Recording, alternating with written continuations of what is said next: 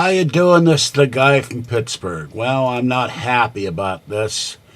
There's a story out of England, or actually out of Ireland, and I've never understood this because we hear these stories all the time. A cat turns up missing, or a cat goes to the vet, or a dog for that matter, and the vet misunderstands the instructions and puts the animal down to sleep. There was a story this year where a woman went in and wanted her cat to be put to sleep because she wanted the cat's nails clipped, and the stupid vet put the cat to sleep and tried to make excuses for it. Well, this case, this is even worse than this because it's heartrending and terrible, and the company that hired this vet and the vet, they should both be taken to task. And sadly, it's not a crime to be stupid or to be uncaring.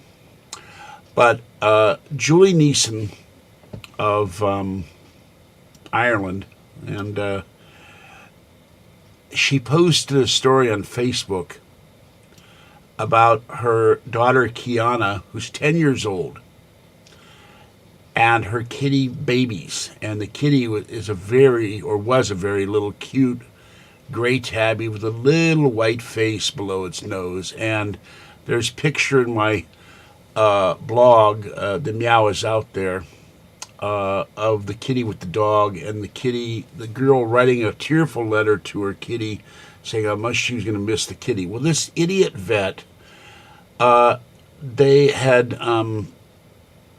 let the kitty out of their house.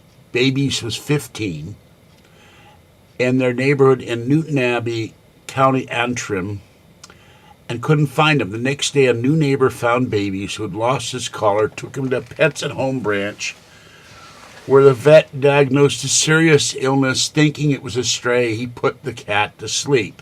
Now, this bum has a Facebook page, and unfortunately, they didn't tell the name of the vet, I think for fear that he might have been lynched, because Britons and the Irish love their kitties. And he said, well, we checked him out, and he had serious medical problems, blah, blah, blah. And I have 3 cats of my own that I've rescued when they were hit by cars, and I love cats. But, there are cat registries in the United States, in Canada, in England, and probably in Ireland, I'm not certain about that, for lost pets. There's also dog registries. This guy could have taken a few minutes to see if any kitties have been reported lost in the neighborhood. So could the neighbor, for that matter. It's not all the vet's fault, but it's 90% of the vet's fault. And the two children and the mother called for the kitty till 2 o'clock in the morning, and thinking someone took him in for a cuddle. Well, Babies was taken to the store at 5:10 p.m., and at 5:30, well, Babies was no more. Stupid vet man put him to sleep, and he said he had renal failure and other things with him. Let me see. The cat was very thin, lost a lot of weight, dehydrated, very smelly, uremic breath, no tartar, no oral disease to be anything else. Examined his abdomen. His left kidney was enlarged. Could feel a knobbly and regular indented surface, renal infarction, major internal damage in the kidney. I'd advise the cat was too far gone. Now, this cat went out at night to be let out, and he was fine. So where the hell did this cat, or this vet, decide that this cat was too far gone to be kept alive, and he thought it was a stray? This guy is a lazy bum. He should be fired. He should be put to sleep for his crime, and it's not a crime to do this, so it should be.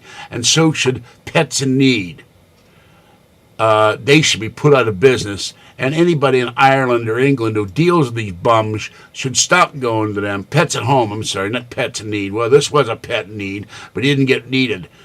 And the idiots at this company say, we completely understand the family's response, and it's never easy to lose a beloved pet. Well, bull. They didn't lose their beloved pet, you idiots.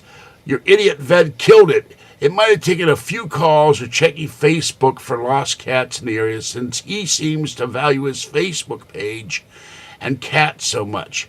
No one should ever deal with this idiotic and heartless company again either. Pity don't give him the name of the vet so he can be tarred and feathered and run out of town on a rail. And they go, our vet is very experienced, fully qualified, and was acting in the best interest of the cat. Bull. We'd like to express our sympathies to the family at this difficult time. Stray animals are frequently brought to our vets, and they always receive a full clinical examination. We'll always try to rehome them whenever appropriate. Well, they didn't try to do anything but put the cat to sleep in 20 minutes. Like rubber stamping him and say, goodbye, kitty. Time for you to check out. What a crock of crap that is. Unable to identify the owners with the cat suffering, he made the difficult decision to put him down. In 20 minutes, he decides to put the cat down? He could have reached out with the phone and touched someone. Hello? Have you seen this cat? Have you lost this cat? Hello? Ding-a-ling-ling-ling-ling. But he didn't do that. He took the lazy way out and didn't look for the cat's owner at all.